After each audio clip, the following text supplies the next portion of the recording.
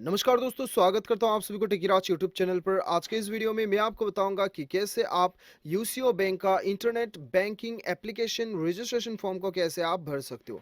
तो जानने के लिए इस वीडियो को शुरू से लेकर अंत तक जरूर देखिएगा, और यदि आपने हमारे चैनल को अभी तक सब्सक्राइब नहीं किया है तो चैनल को सब्सक्राइब करके उस बेल आइकन को भी दबा देना, ताकि मेरे हर वीडियो का अपडेट आप तक पहुंच सके। तो दोस्तों चलिए बिना देर किए हुए शुरू करते हैं। तो दोस्तों जैसे कि आप देख सकते हो, मेरे पास यहाँ पे स्क्रीन पे जो है पीडीएफ फॉर्म भरा हुआ है, इंटरनेट बैंकिंग एप्लीकेशन फॉर्म। आप चाहो तो ये फॉर्म को डाउनलोड कर सकते हो, नीचे आपको लिंक मिल जाएगा। तो दोस्तों चलिए अभी हम बढ़ते हैं आगे की तरफ। तो यहाँ पे आपको ब्रांच नेम लिखना है सबसे पहले, ठीक है। और उसके बाद में आप ब्रांच कोड यहाँ पे लिख सकते हैं, नहीं भी लिख सकते हैं, ऐसे भी छोड़ सकते हैं, कोई दिक्कत नहीं, बाद में बैंक की तरफ से वो भर दिया जाएगा। और उसके बाद में दोस्तों यहाँ पे क्या करना है, आपको यहाँ पे नेम ऑफ द अकाउंट, आपका नाम क्या है अकाउंट में, वो आपको पूरा नेम यहाँ पे भरना है। आपका कॉन्स्टिट्यूशन क्या है, अकाउंट जो है प्रोप्राइटरशिप है या फिर यहाँ पे पार्टनरशिप में है, और पीवीटी एलटीडी है या फिर अदर है, वो जो भी है वो आप सेलेक्ट कर लीजिए। आपका एड्रेस यहाँ पे भर दीजिएगा, कम्युनिकेशन एड्रेस, आपका सिटी यहाँ पे भर दीजिए, आपका पिन कोड यहाँ पे भरिएगा, और यहाँ पे आपका फ़ोन नंबर भरिएगा, ठीक है। और यहाँ पे आप चाहो तो अल्टरनेटिव दो फ़ोन नंबर भी भर सकती हो। और उसके बाद में दोस्तों यहाँ पे आपका मोबाइल नंबर भरना है, और यहाँ पे ईमेल आईडी आपको भरना है।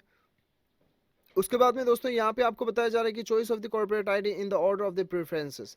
यदि आप खुद का यूजर आईडी देना चाहते हैं तो आप यहाँ पे यूजर आईडी दे सकते हो। यूजर आईडी यानी कि दोस्तों बाद में जाके आपका इंटरनेट बैंकिंग जब एक्टिवेट होगा तब आपको एक यूजर आईडी दिया जाएगा, जिस यूजर आईडी के जरिए से आपको लॉगिन करना होगा, ठीक है। तो वो चाहो तो अभी आप यहाँ पे प्रेफरेंस, आपका प्रेफरेंस पसंदीदा यूजर आईडी आप यहाँ पे दे सकते हो। चॉइस नंबर 1 2 3 तक दे सकते हो, वो तीनों में एक आपको मिल जाएगा, अवेलेबिलिटी के हिसाब से वो आपको मिलेगा, ठीक है। आप नहीं भी देते हो तो कोई दिक्कत नहीं है, वो बैंक की तरफ से बाय डिफ़ॉल्ट आपको जो भी मिलेगा वो मिल जाएगा, ठीक है। और उसके बाद में यहाँ पे आपको बताया जा रहा है कि the following account in the name of the frame company corporation maintain by us at user bank में be link to the user ID. तो दोस्तों यहाँ पे अभी आपको क्या करना है, कस्टमर आईडी आपको यहाँ पे भरना है, ठीक है।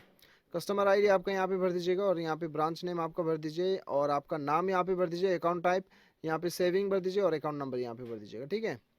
और उसके बाद में दोस्तों यहाँ पे बताया जा रहा है कि ये जो है दोस्तों, यहाँ पे आप किसी दूसरे बंदे को जो है यहाँ पे आपका इंटरनेट बैंकिंग एक्सेस करने के लिए आप दे सकते हो, थर्ड पर्सन को। तो उसका डिटेल्स वगैरह आप चाहो तो यहाँ पे भर सकते हो, वरना आप इसे ऐसे ही छोड़ दीजिए, कोई ज़रूरत नहीं है, ठीक है। उसके बाद में दोस्तों यहाँ पे क्या करना है, फॉर ब्रांच यूज़ ओनली, ये सारा कुछ ब्रांच यूज़ के लिए है, आपको यहाँ पे कुछ भी नहीं करना है, ठीक है।